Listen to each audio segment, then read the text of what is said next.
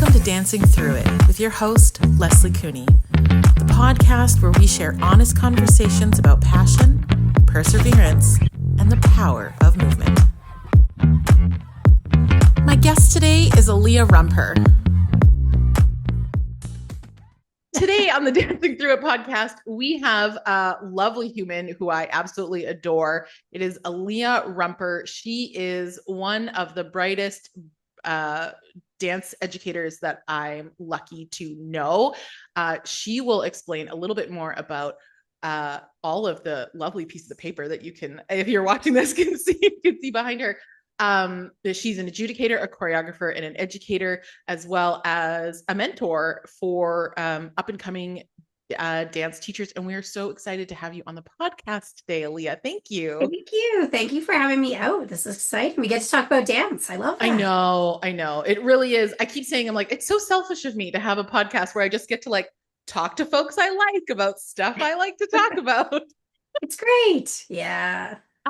So maybe Alia, like I often like to kick this off, having our guests talk about how they got to this moment right here. So what the dance journey for them sort of looked like. When did you start? What was the process? Sort of just take us through that so we sort of know a little bit more about your journey. I think my getting into dance is actually a funny story. So my mom was a pairs figure skater and she coached figure skating for a little bit. And she took me to my first figure skating first figure skating lesson, and I had an asthma attack on the ice. So she's like, I don't think this is going to work out. And then my uncle was doing 4-H and was raising like jumping horses. And so I got into that and did my first like summer 4-H program. My eyes were so swollen shut. I was so allergic to the horses. And then I came from a really big ski town, so tried the skiing, and then I just came home with hives on my face from, I have cold urticaria, so the cold was not the environment. So dance was an indoor activity that did not have animals and was in a nice warm environment. Oh my gosh. So that is how I ended up at the dance studio. So it's always funny, and it's like, and then this is my entire life now.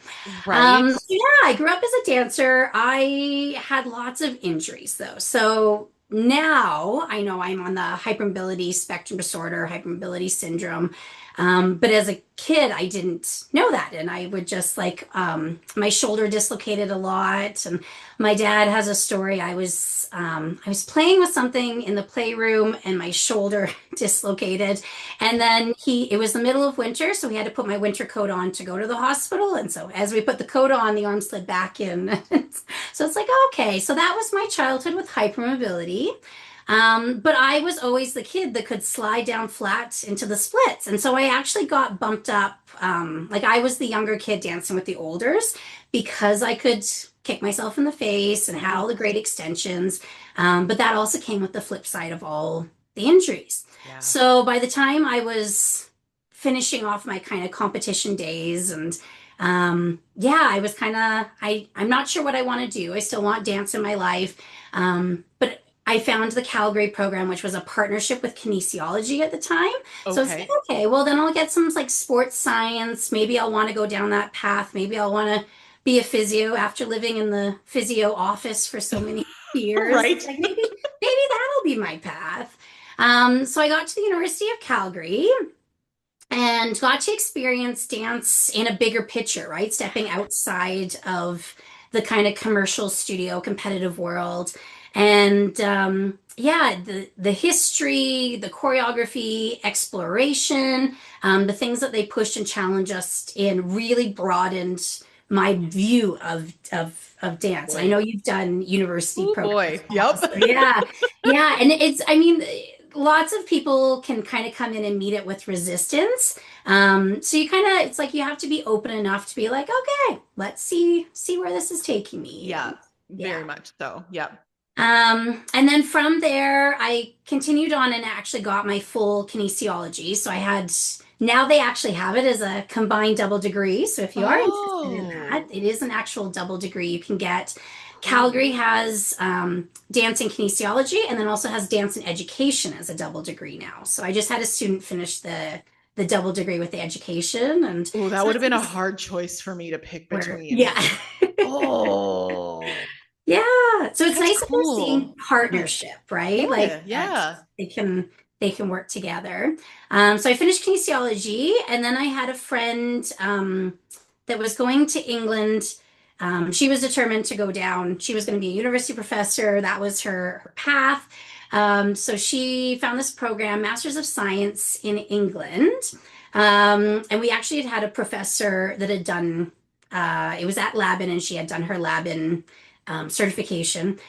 So we were like, okay, this is pulling in worlds that we like. This is interesting. And then the fact of, living in London for 2 years was appealing. And Sure. so there ended up three of us went over, two for the Masters of Science and then one for a community dance post kind of graduate program. Okay. So living overseas, experiencing dance in a different country, Yeah. and really interesting to see how they were utilizing the dance science program. So it's a 3-year BA. There's actually a professional company in the lab and school. And we were able to just pick students and use them as like guinea pigs. So after they were doing class, we would take like blood lactate samples. We had them hooked up to like the VO2 max oxygen measure. So like while they're doing ballet class, we can see how much oxygen, or like we can measure their stats as their. So we had all these research, Oh my gosh. guinea pigs that we got to use, and it was really, and it was when I was there, it was really in its emerging years. Like it was fresh, it was so exciting, Right. breaking ground on everything that they were doing.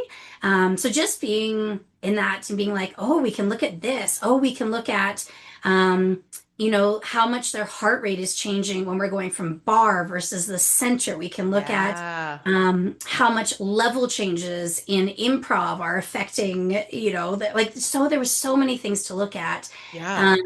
Yeah, the cardio, health of dancers, how different styles are challenging the body differently. Oh, It was an amazing environment to be in and just be so immersed in it. Like yeah. really got to look at a range. I think that's one of the reasons my thesis project um, ended up getting as much traction as it did, is because I had so many samples. I got to research like over 80 dancers. And Right. so it was actually like a big sample of a population versus a lot of studies that don't necessarily get as many Yeah. participants. 80 dancers is a lot. Like in Yeah. terms of like just the industry, like how, like working with people, like Hmm. it's humongous. And also like how fun and geeky and nerdy of like and being able to like yeah, that curiosity and exploration of like, well, what about this? And like, what about this? Like, Yeah. oh, it's like it makes me so excited. My favorite Yeah. part.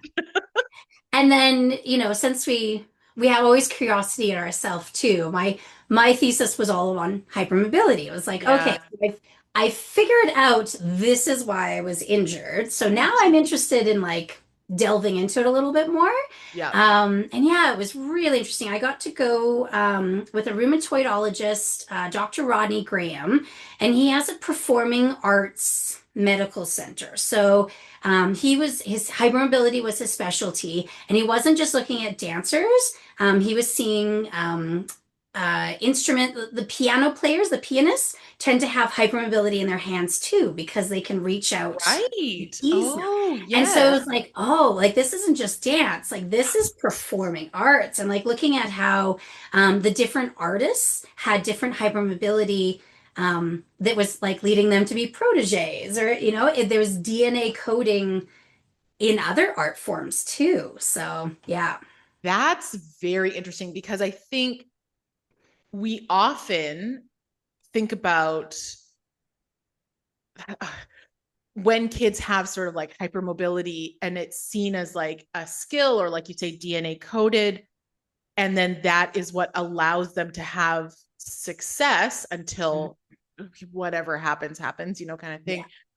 But to look at it in terms of a broader like performing arts, like I kind of go, oh, gymnasts might have that, but Mhm. even I think maybe gymnasts train with more or have been training with more strength, but they're still pushed to the limits in terms of like what their body can do. But yeah, piano players or Oh, Mhm. that's You very think like the interesting. different the way they hold the instruments and like the way Yes. it's shaped within their body too, right? And yeah.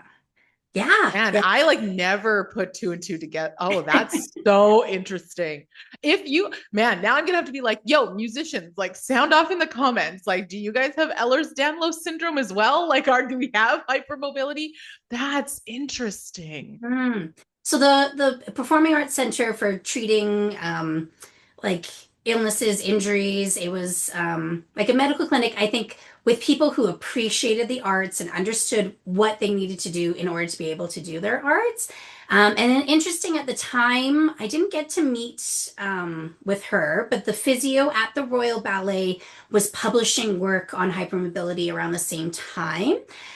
So with the Royal Ballet School, which I'm sure, ballet, they're looking at the DNA coding, they're looking at the body you're Mhm. born with, and they were looking at flexibility in the participants that were wanting to come into the school. And they're like, oh, we really like that. We like the flexibility. We like that. And Right. they started phasing it out. They started phasing out that flexibility side of it because after so many years, the physio at the clinic had so many results saying these aren't the ones that became the professional dancers. These dancers were actually too injured to join the company. So the hypermobility side of it was starting to get identified because normally it's like, oh, yes, like it's like, oh, you're great. You'll be great at this. But then their hypermobility wasn't being addressed and being nurtured the way it had to be in order to sustain a career, right? So they're kind of like, okay. And then kind of circling back to my thesis, it essentially the hypermobility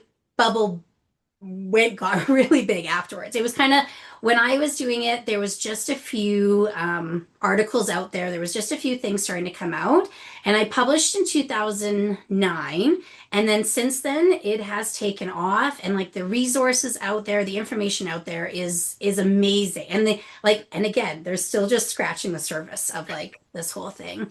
But what my research found is if your DNA wasn't necessarily coding for like the type 3 collagen and the hypermobility side of it, you had your body was naturally protected. You could train the hypermobility. Like if you weren't Right. born with it, but Right. you trained the hypermobility, it was more stable and wouldn't necessarily lead to those injuries.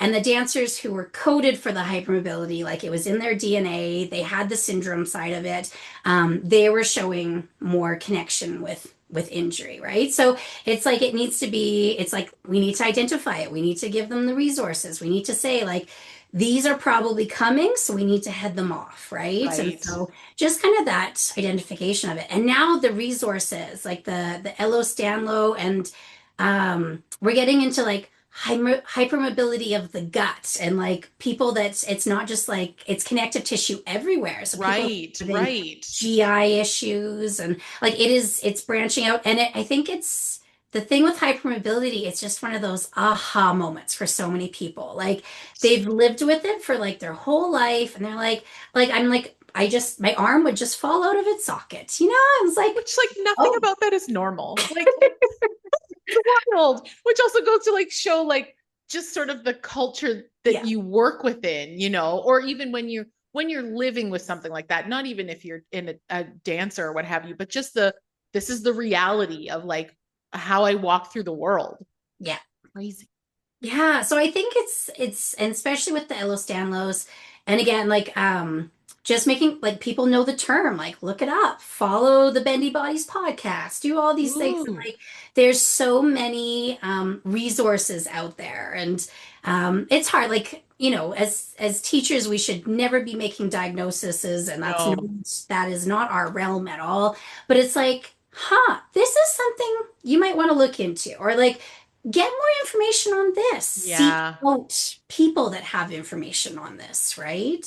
Yeah. Seek out people. Yeah. I think you bring up such a good point of dance teachers not making diagnoses because that's not we have a breadth of information, especially if someone has like gone through a lot of injuries or has had certain experiences, but it's like encourage the students and encourage the families, because honestly, it's it's the parents we have to get on board as well, to be like, this is what I'm seeing with my eyeballs. Mm-hmm. I have this feeling we might be working within this realm. And then, like you say, go seek out the people who like might have that information. And then you sort of like guide them, right? Like you steer Mm-hmm. them, like start here, there. I also just wanted to like circle back to the idea, what my brain exploded for a hot second, the idea of the Royal Ballet saying, oh, picking these folks who have hypermobility and are super flexible is not the way forward. Mm-hmm. In whatever 1%, 2%, like whatever capacity they chose to like do that in, which was research backed, which I like absolutely adore. I'm just like, that's huge. Mm-hmm. Like, and I think we would be remiss as like lowly like dance teachers to not look at that as an example and say, yo, like put two and two together. Like if that's what that company is doing, Mm-hmm. like I do, I think we go back to like dance is for everyone and everyone has a place in dance. And it's also like identifying those people and making sure they have the resources. I do think yes. it's really easy to have those students and just push into those strengths. And you're Mm-hmm. like, yes, you can kick your face. Let's kick your face. Let's do this. And it's not supporting them, right? Yeah. It's not giving them that long-term possibility. So Yeah. it's like everyone, everyone can dance and we can work with it, but everyone needs different resources. Everyone needs like for example, some of my more flexible dancers, when we are having a little bit more of an extended maybe stretch time, it's like, how can I make this more of a strength activity for them, right? Right. You three are actually going to go to the wall and we're going to do this variation of it together, right? Right. And Yeah. so it's like you don't need this. You got this. We're good. Check mark. So we're going to give you something you Yeah. actually need. So Yeah. it's kind of trying to keep your eye open. And we were kind of before we were talking, the more I've done, the more I realize I don't know, right? Like the Yeah. more you get into these workshops and these certifications, and you're like, wow, there is so much information out there. There are so many, like you think like physiotherapy and like they're one-on-one. They are dealing with one body Yeah. and one, system and like, and they're working with one thing. And we have a class where we have so many different bodies and so many different things. And what we do is very complex in that sense. And so Yeah. we have to have an overall umbrella that we're working towards. And then we have to try to give nuggets to Yeah. everybody we're dealing Yeah. with too. And then all sort of depending on, especially in a choreography class, if we're working in unison, then we go, okay, so now we've got that person whose femurs are longer than that person, but they're both the same. Like there's just so many things to account for Mhm. in the dance classroom. And it always depends on your goals and like what sort of the class is geared towards. But I think that you make such a good point of like, everyone needs different resources. And that is tricky because it puts more onus on the educator to Mhm. have that not only it's one thing, it's so funny. I'm like, my poor husband, I like talk to him all the time about dance. And I'm like, are you zoning out or are you like with me? Because I was saying that it's one thing to be able to see it and go, oh, that's wrong. Or like, oh, there's something funky about that. And that's like half, recognition or realizing things is like half the battle. But then I'm like, but then there's part two of like, okay, well, how do I support that? Or how do I adjust that? Or like, what's the information I need? Because they're here and I know it doesn't look quite right. And I need them to be here. It's this knowledge gap between Mhm. the two that comes with like time, expertise, and or more education. There's a history within what we do is very much a historical art form. It's been passed down from teacher to student, teacher to student. There's quite a circle. Um, and there's just like well, this is the way we've always done it kind That of is mentality. that is the most dangerous. That is the most dangerous phrase. I think it's so dangerous. Yeah. Yeah. Yeah, and I mean, we even think like, the point shoes and like how little they've changed for how long they've been around. We really are dealing with a traditional art form. We Right. have lots of history that goes into it. And so I do think change is hard in a lot of ways because there is this mentality of, well, that's the way it's always been done. This is the way we always do things. And there's expectations that come with that too. And even as, you know, as a teacher, the parents and the law, and I do think, my parents, my people that I'm interacting with, they know me. There is a sense of trust and support, but like gearing up for competition, we're having a massage class at the studio, like we're delving into we're doing self-care, we are resting and like versus like go, go, go. We're gonna do it 20 times before we hit the stage. And I think people see that as the norm. And it's like, we're just gonna change it up. We're gonna do something a little bit different. And then having the comfort level to say, let's try this out. Let's see how this goes. Yes. Oh man, that like speaks to my heart like so much. So I love that massage train and like rest before competition as opposed to like the drilling of it. I feel like, I just had such a light bulb moment and I've never really said this out loud. You guys, this is like a Leslie, like hot off the presses. I feel like drilling the number like a week before, 2 weeks before competition of just running is the same as cramming the night before an exam. Yeah, I can't believe I've never put two and two together, y'all. So sad, but like it's true. And like, yes, some things will stick when you cram for that exam the night before. But if you actually start studying, a month out and you methodically, rewrite your notes or read or, whatever your process might be with rest, which we know if you don't know, you should nap after you study because your brain is a computer. And then if you sleep, as you sleep, your brain like goes through all that information and puts it into your long-term memory, which is why like I'm like study, nap, study, nap. But it's the same for dance. And I think, oh, man, that's so brilliant. Can I ask you, because I've had this has come up a few times already on the podcast.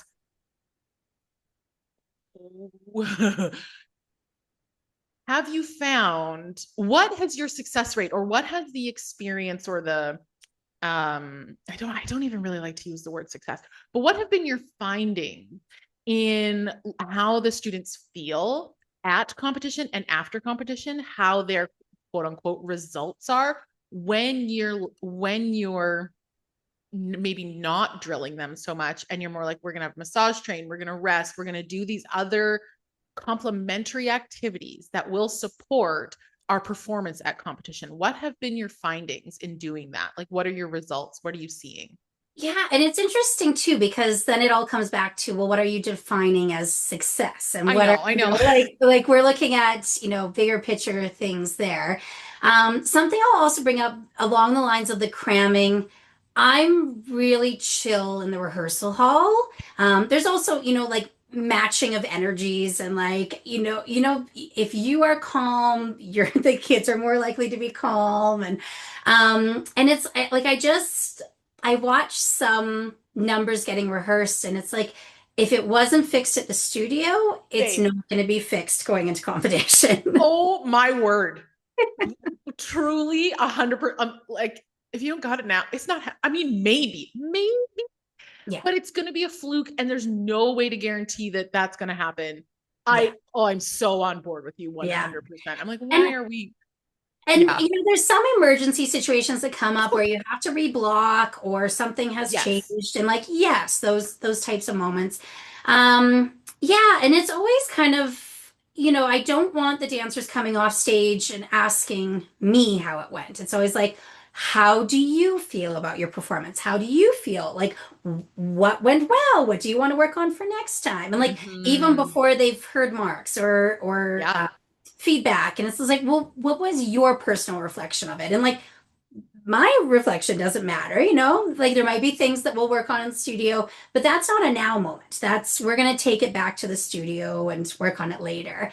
Yeah, I'd say, there's definitely things that have maybe brought drama level down. And it's like, well, we're not live or die by the trophy. We're not going to value our worth on the shiny things. And I tend to, the shiny things. I use that term a lot. It's like when we're going to the competition, it's like, okay, here's the breakdown of what the shiny things are for this competition because they're all different. And you kind of have to be like, this one's a gold, this one's a unicorn, this one's, and you have to kind of like give them a breakdown. So I just use the term shiny things. Like, here's the shiny things at this comp, here's the shiny things at that comp, and not getting too wrapped up in that side of it.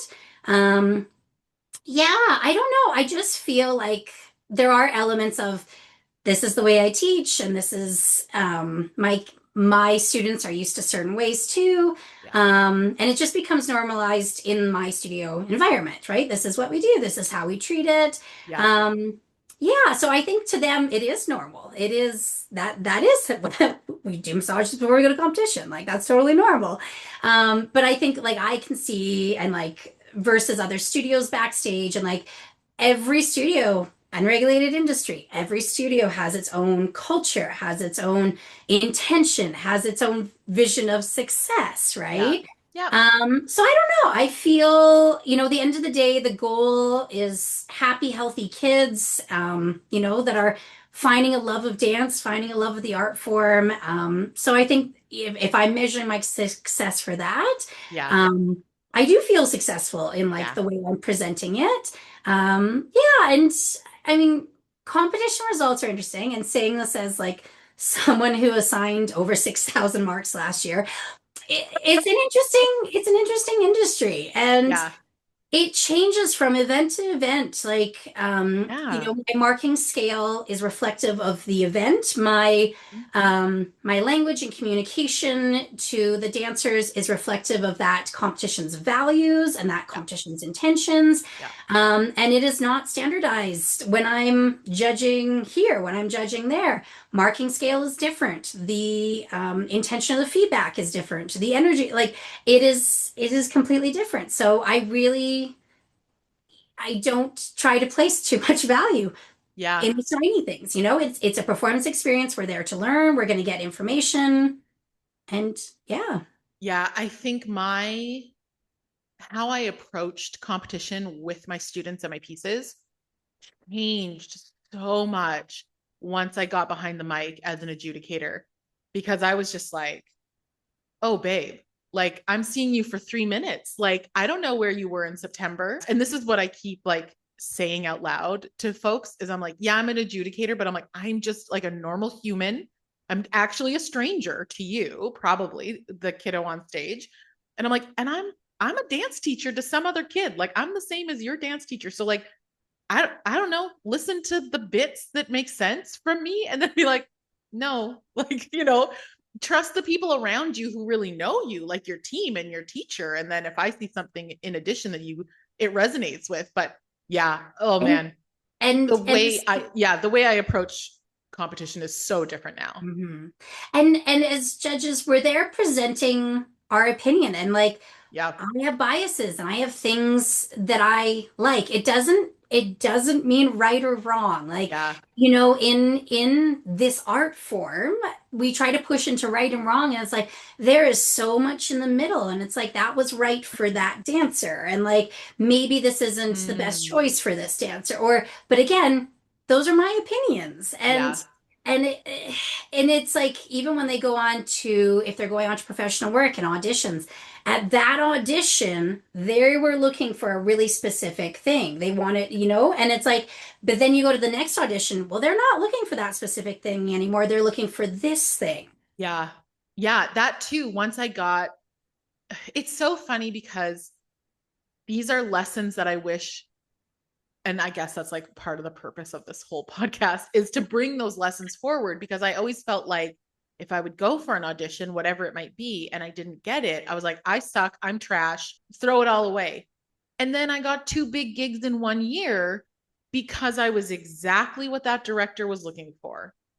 And then again for the second one, and I was just like, oh, it's not that I'm not talented. And I'll say this like to whoever's listening, it's not that you're not talented.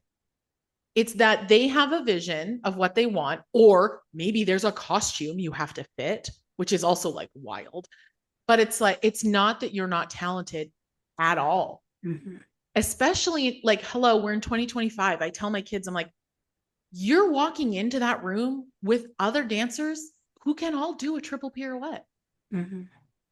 So what makes you you? Because you're all walking in with like that level of training, probably for the Mm-hmm. most part. So Yeah. it's not that you're not talented at all. Yeah. Yeah. I remember like when I was like 19, 20, and we were doing a mock Well, like 2 years ago, audition. you mean? Back in the day. It was a mock audition at a summer intensive that had some pretty big names at it. And it was essentially, it was like for a music video where they were going to dress us up as gophers and the gopher, like it was like, it had this like crazy wild, and, they put the music on. And everyone, was kicking and turning, footing. And I had a little bit more of a musical theater performing arts background. And then I just started like, I'm like, I could be a gopher. And I don't think I did a single turn. I don't think I did that. And, and yeah, like I was the gopher. And I just remember like they stopped it and they're like, do you know who we're going to hire right now? And they're like, they pointed to me like, she got it. She was listening. And she's like, you can't, like, I know you've been training these kicks and I really know you want to show them off, but I didn't ask for a kick. I asked for this. And I think, as dance educators, that's what we're doing. Like, we're trying to provide them with the tools for as many gigs as possible. If things come up, it's like, there's a gig that's more cheerleader stunting. It's like, well, you've been doing your acro. You can do some of those skills. You can offer that role. Right. Or, dancers who can sing. And it's like, okay, well, we've done a few musical theater classes. You're not afraid to open your voice and sing happy birthday in front of them. Like you're trying to give them as many of those job opportunities as possible. But it also is the fact that like they're not going to use those fouette turns for a lot of jobs, But Right. you have them, you gave them to them, but they're not going to be used. Yeah. Yeah. And also for the dancers, listening to the brief, Mm, like, being present and being like, oh, what did they actually ask me? yeah. Because you do have to be a bit of a chameleon in that of like, yes, I know in my heart that I can kick my face, but like you're like, they're asking for a gopher. I'm like, this is the Caddyshack the musical. I don't know. You know what I mean? Like, Yeah. yeah. And also the shameless plug, get in musical theater classes, Yes. please. Dancers and I'm telling this to myself because I was way too serious as a dancer. And I was like, now I'm just a full tilt goofball. Like the dumber and sillier and like more ridiculous you're willing to be on stage, it makes my heart so happy as a choreographer. And it's also entertaining. I think that's like another piece of the puzzle that, for better or worse, maybe sometimes, I won't say always, but sometimes can get lost in the competitive world of like, and I will use this word, I don't like it, tricks, because honestly, fouettes aren't a trick. It's a skill. Can we please? This is my request. Stop calling them tricks. That is trained technique. Like, would you watch Swan Lake and be like, oh, those tricks? No, those are fouette turns. Like, that's a skill. Anywho, that's my soapbox for a hot minute. I need to have like a whole episode about like why we shouldn't be calling them tricks. Yeah. But the entertainment value is so important. And yes, it's entertaining to watch the Rockettes, obviously. Like, but there's also something about like belly laughing while I'm watching a number, or like, lip syncing along to, a School of Rock musical theater piece. We want to entertain. We want to make people smile. I also, it's that out of the comfort zone.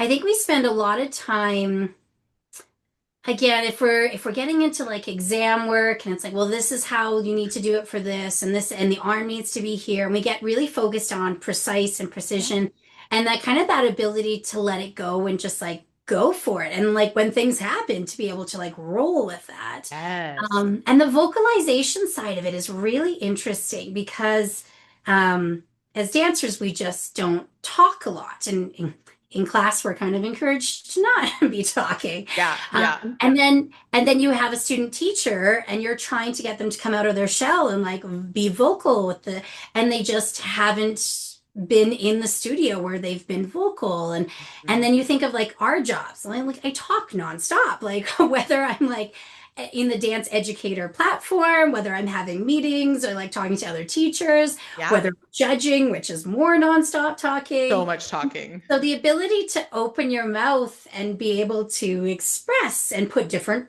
tones and like I think the vocalization of my classes I think gets quite hysterical at some points because you're like, and we're gonna go into the grand plie. And we're like, it's like I want you to get down so my voice gets down.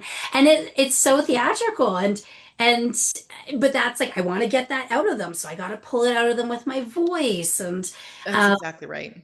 yeah, so the musical theater side of it just really helps with all of that as well. Whether you want to teach, whether you want to judge or like Yeah. interact with other people, Yeah. like, yeah. So now I just want to sit in one of your classes to like experience because that's something that I miss is being in a class to like experience how that teacher classes or teaches classes. Good gravy.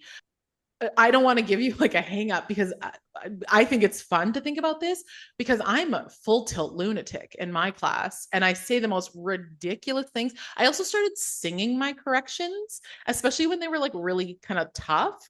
And then they were kind of like a joke, but it made the kids listen to them. And any student of mine will say I have ridiculous phrases that the kids know faces. I turtle all the time when things are really ugly. Like if I'm not in the studio with a sweater, um, I'm not teaching.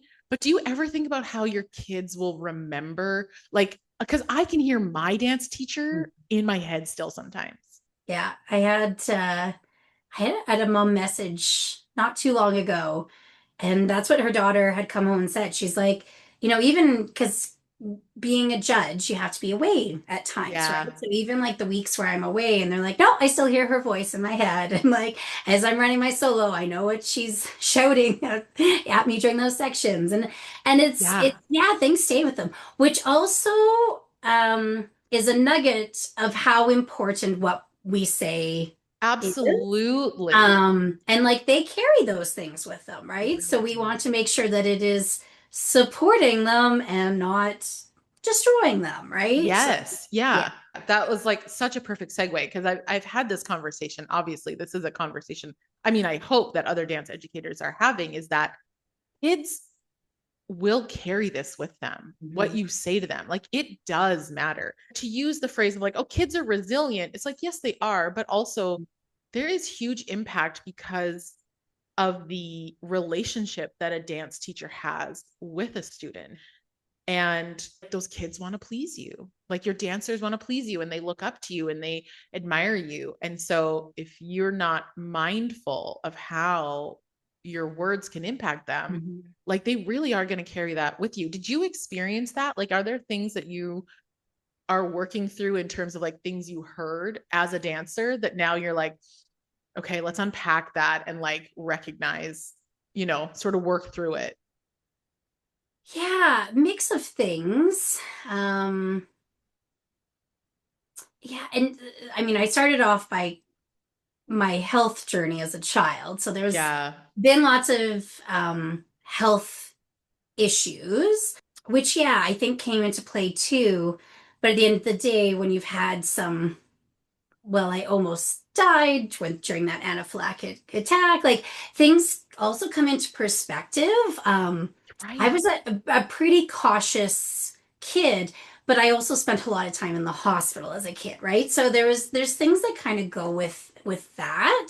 Um, and so I do think I had a shell.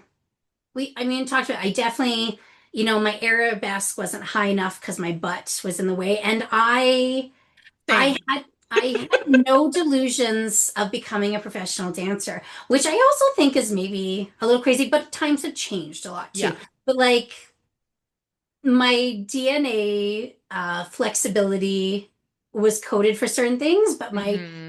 curves and my body type was not coded for other Yeah. things.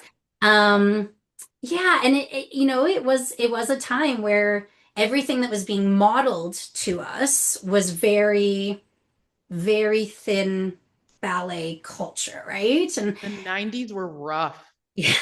just So across the board. like my whole time dancing, I never had the ambition to dance professionally. Like it was Really? never, yeah, it was never what I wanted to do. I mean, I danced for fun and I really actually I had some really powerful adjudicators. And I grew up only festival format. Yeah. So one judge, you got to know them a lot because they were always going on stage every hour to talk. And I had some really strong adjudicators approach me and pull me aside and I really felt, yeah, and it's like I think that's why I'm so pumped on the judging side of things. And now it's like now I get to step into those roles. And but yeah, I think I had no delusions of becoming a professional dancer. So Yeah. I was always more interested in the back end stuff. I started choreographing really young. And I did a student choreography solo when I was 13. Whoa. In a festival format, big categories for second, third. That was it. And I got third. And I was just like, Wow. oh, like that was like the biggest deal. And then it was just like, Sure. whoa, like I did this and like people recognized it. And I was like, oh my goodness.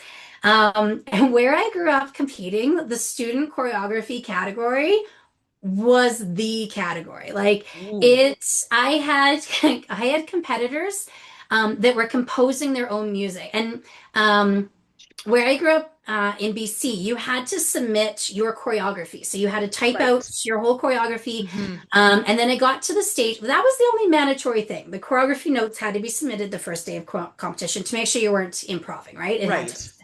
And then it started turning into binders, and people were talking about their costume inspiration. Like, I actually probably still have some of these where I had like slits of my costume fabric and it was like, I went with this fabric because of this. And then I just remember like my grad year, some of my competitors had on the piano composed their own song that they were dancing to. So then they were submitting like sheet music into the Jeepers. competition too. Y'all, I cannot. I mean, like, And then oh my goodness. and then I had one, she sang a cover of a song and recorded it. And like, so that was where that was like, we're talking like the shiny things, like that was on the pedestal. The student choreography category was like the most competitive. Right. And it just like it pushed me as a choreographer. And like I'm grateful for those. Like I got to choreograph so many solos that you're like, okay, yeah, sure, like I looking back on some of those videos, like, there were some choices,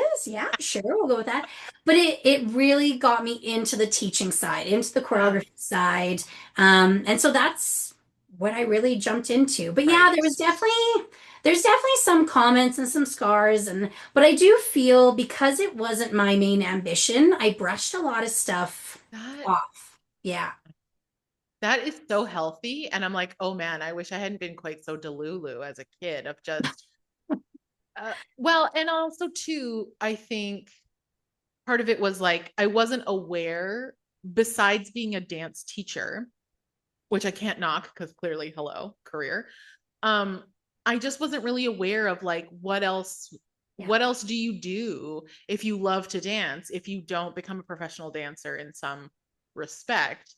And as I often joke, like I would throw away my entire life to be Justin Timberlake's backup dancer because that's still like that would be so fun.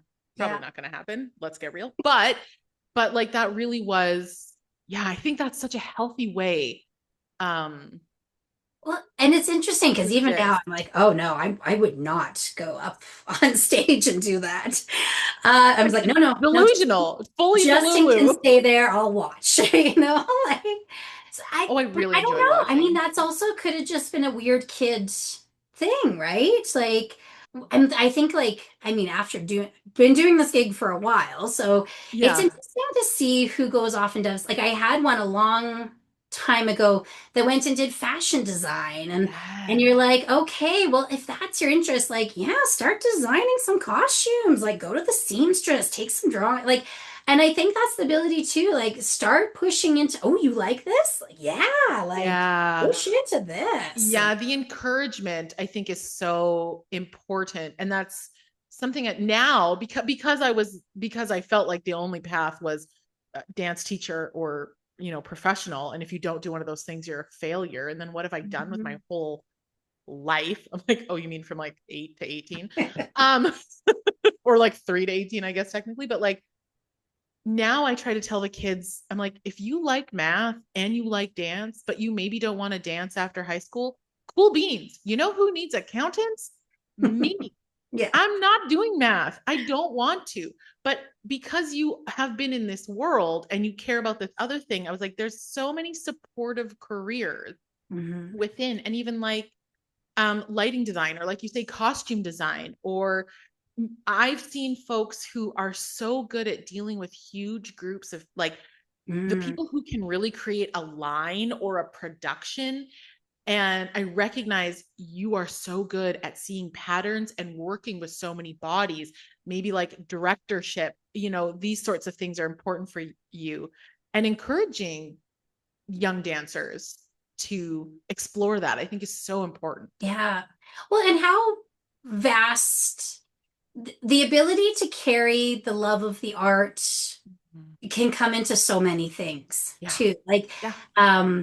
Even I've got a lot more kids that have subscriptions to like the Broadway across Canada and like the touring stuff now. And like I show up to like Six that was just in town, and there's a whole section like waving to me in the audience. You're like, oh yeah, I'm glad you came out. And but I think it's the having those conversations after and like, whoa, like did you see that costume change? And like they appreciate what goes in behind the scenes, and they can recognize that those dancers had to hit their mark for that light to hit. And like I love that. Even if they're, becoming lawyers and nurses, and like they can go see a show and they can recognize so many aspects of it. Yeah.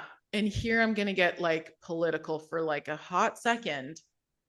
I have always thought one of my, honestly, my like subterfuge of like the culture is I'm like, I'm training humans who will become voters. I need these human beings to care about arts education, to care about arts funding, to, shop local, like these things of like community and actual people and actual humans, education and arts. I'm like, that is, even if you go on to become, like you say, a lawyer, which one of my best friends is, she trained in dance and now she's a lawyer. And I'm like, great, read this contract for me. But I'm like, you are going to vote. You are going to become 18 or 19. And how the art, well, we live in Canada. So, how you have a direct influence in like how we shape our country. And I think that's really important for me, because I think caring about other people and arts and education is big time empathy, which is something that you may or may not feel could be stronger in a lot of places and with a lot of people. So that I was like, I'm training people to become voters who will care about other people, like full stop. And like going back a few years to coming out of the pandemic, like I think it was just like concerts and these live events that were taken away from it. Like people, like I remember going to my first live show after the pandemic, and it was just like, I'm a human being again. Like it was, yeah. Yeah. I went to a hockey game and cry. I mean, I love the national anthem, but we all started singing the national anthem, and I was just like, and what is wrong with me? And in our world that is moving towards AI and more computer focused and more technology focused, the arts can't go down that route. Like we are a live human being creating what we're doing. And like even in the studio, like that's such a healthy thing for them to be away from their devices for those hours. 100%. And so it's also like, yes, like that they understand the arts is important, but they understand that live human beings and like interaction and movement is important too. Like I've had a lot go down like education path, become teachers, and then also like medical side of it. I think because they get interested in anatomy and things like that, and just like hearing how they're keeping dance in their lives. I had one teaching grade two, and swapped out the chairs in her classroom for like the big, blow up Yeah. balls. And it's like, well, the kids could then like move a little bit as they're in their classroom and they can stand up and do their brain breaks. And like, but there's like movement is important. If they're not moving, they're not learning. And like, Yeah. that's those years of dance training that came into that decision. 100%. And And then also sorry, recognizing how movement can tie with the brain to make learning better and faster. yeah. Yeah. And so I think that's the thing too. Like when they step into a studio, yes, we're training them to be dancers, but it is so much more than that, right? Yeah. Like we really are shaping, like you said, the next generation. We're shaping their views, we're shaping what they see important in life, how they're interacting with people, how they're going to be the next generation to shape that generation. Like Yeah. it it's big. I mean, like yay us in a lot of ways, right? Like it is beyond the pliés and the tendus. There's so Yeah. much more Yeah. out there. Yeah. Yeah, you're right. And not only just in like how we teach or what we teach, but also recognizing that like we're modeling for them. And that's been a piece of the puzzle that I have only recently realized. I'm like, oh, if I'm not taking care of myself or if I'm not modeling like what I'm telling them, we're missing like a piece of the puzzle for sure. So that's sort of my bit now where I'm like, no, model, whatever the thing is that's tricky for me, to model. All the things that a type A people pleaser, perfectionist, procrastinator, conflict avoidant person is trying to work on. Oh my gosh. Okay. Oh man. One, I knew this was going to be so incredible, and I've just like geeked out so hard. I love chatting with you, and I know you have so much more wisdom, and like stuff to talk about. Which, like I say to all my guests, I hope everybody comes back because we all are so multi-passionate, and everyone has said, "Oh, but there's so many things I could talk about." I'm like, I know, we'll get you back, but we're going to move into the quote unquote lightning round, Okay. which I need a better we will find a better title for, because not a lightning round in terms of like how folks answer, because my questions are never too superficial, but we will start with one that is hopefully maybe quick. uh we all know that dance teachers do love their coffee, so can you tell us, Alia, what your go-to coffee order is? I don't drink coffee. She's a unicorn, you guys. Okay. So like Yeah. what are the students bringing to you at like what is the treat? What is the thing that Yeah, you're iced teas, ice green teas, mm, sometimes like the refreshers. yep, love it. But yeah, no, I'm not a Coffee. coffee drinker, so Oh my yeah. gosh. Some of First, those early comp mornings are a little rough, so I cannot. I really look at times. I'm like, I can't wait till I don't have juniors where I don't have to be at comp before 10 a.m. and then they'll change it up and the senior jazz will be at I'll like lose my mind. I will truly look forward to my angry emails, comp directors, if you do that to me. Um, okay, no coffee order. That's all right. I like that. I like the uniqueness. Um, is there it doesn't have to be your favorite song, but is there a song where if you're in a bad mood and it comes on, it can turn your day around? I think I default to the musicals. Like if I'm in like a long car ride, um, yeah, and like well, Six was our last like musical through town, so I've been listening to that and like Uh-huh. Hamilton, like you just like, Yep. hey, I just need to like pump up. I Yeah, yeah. just there's so much passion in musicals, like I agree. they get to that ballad and you're just like crying, and like you can feel the passion through the recording. So The way I started sobbing in Six mm, for Jane Seymour, I was like, excuse me, no, thank you. Because yeah. I really went in pretty blind, going Mm. into Six. Can you hit us with your top five? Ooh, I'm so sorry to do this to you. If it makes you feel any better, I can also go top five musicals. West Side Story would be number one. I've What seen in the it. world? Are you for real right now? Is Aaliyah. Okay, sorry. I'm so sorry. Continue.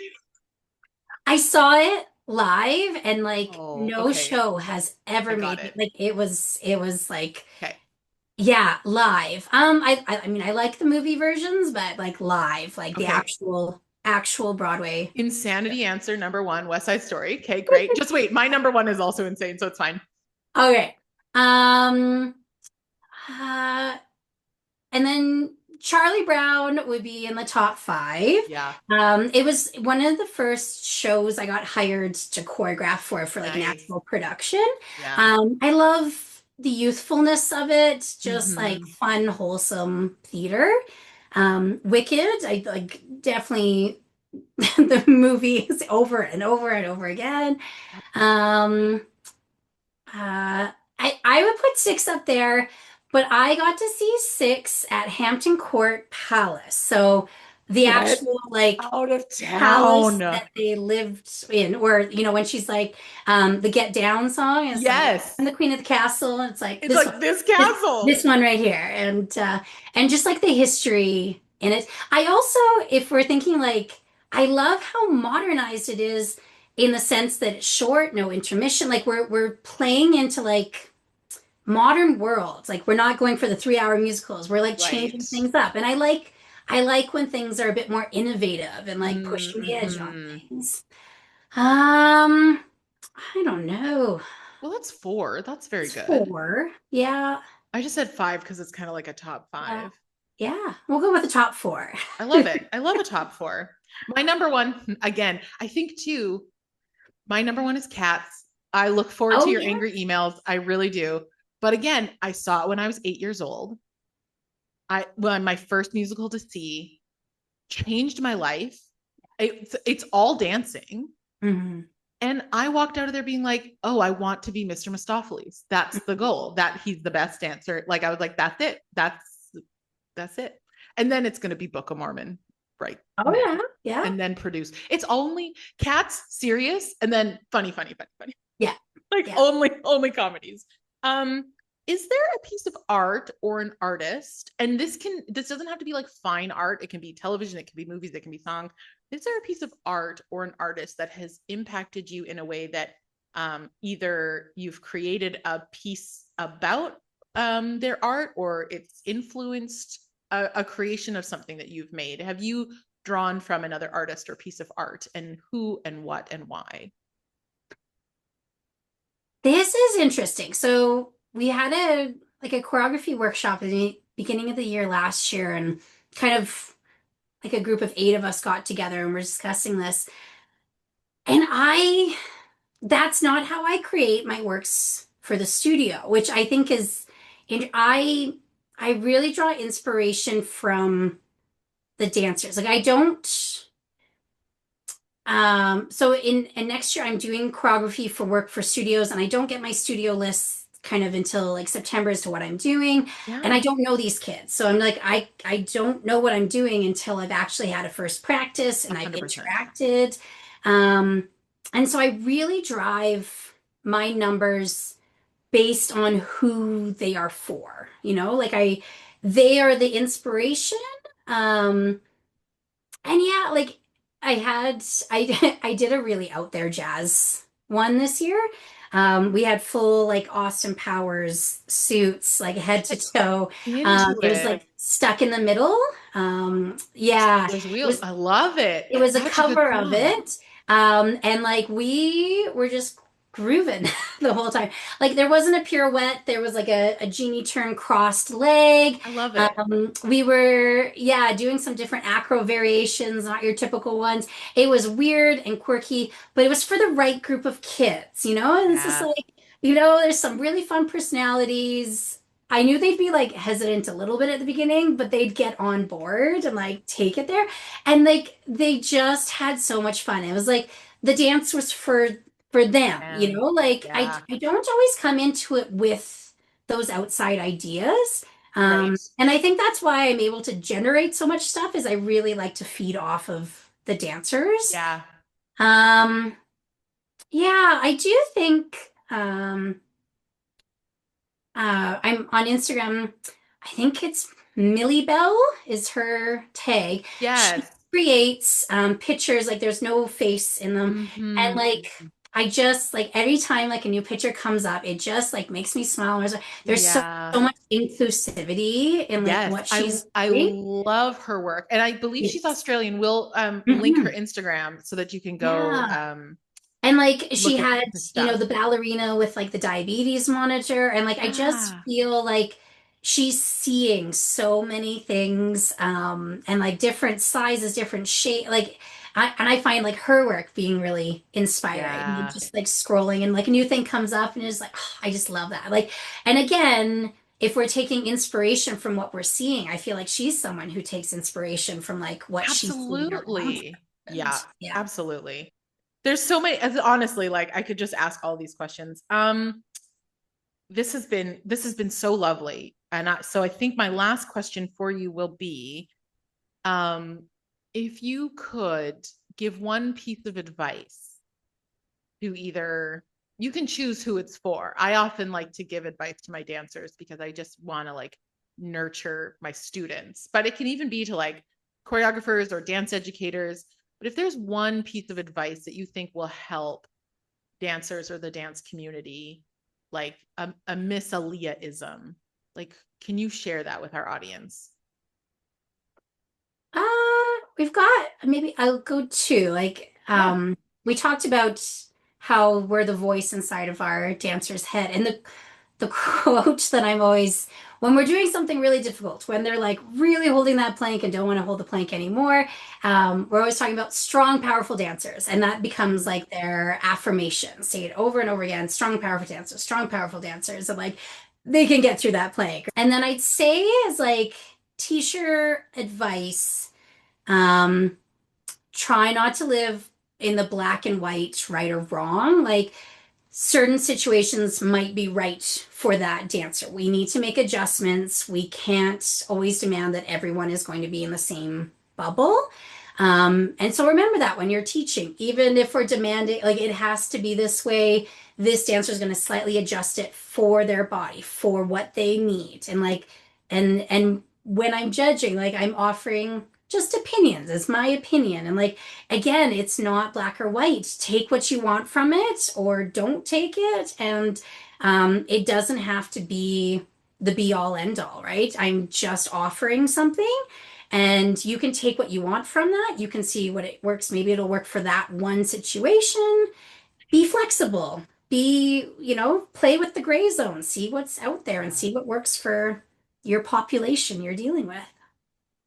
You what works for your population. Spoken like a true researcher, y'all. This is how we know that she's been doing the work. And also just as a human who loves to live in a black and white world and is just continually being like, nope, gray is cool. There's lots of options in the gray.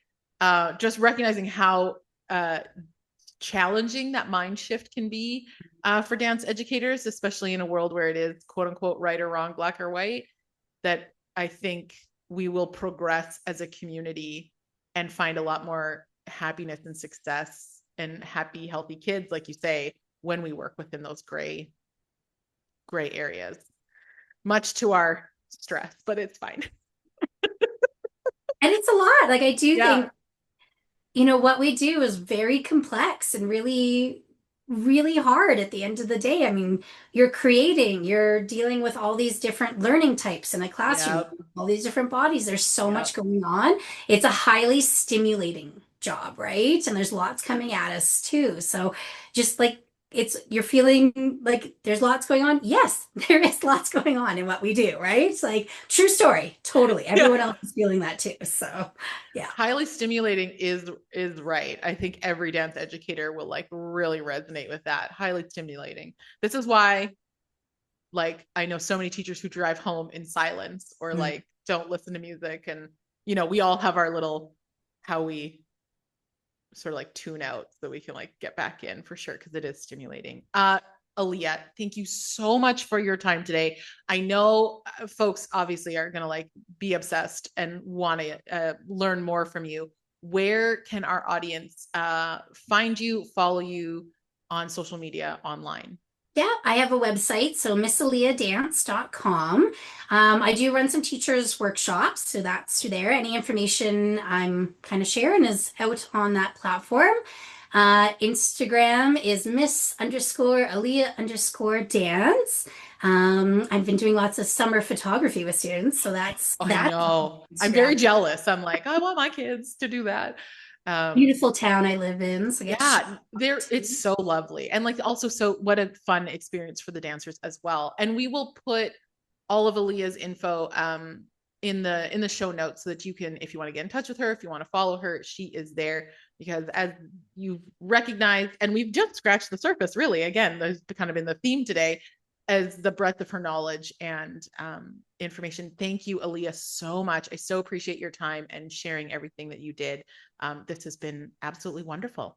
Yeah, thanks for having me out. It was great to talk to you. Thank you. Thanks for joining us for this episode of Dancing Through It. Connect with the Dancing Through It community over on Instagram and follow me at Leslie Cooney. Yeah. We're going to leave that in the 90s, guys. And I think that's a great where we're at in our age that we've lived enough Yeah. that we can be like, oh, okay, I'm gonna take that, I'm gonna leave that.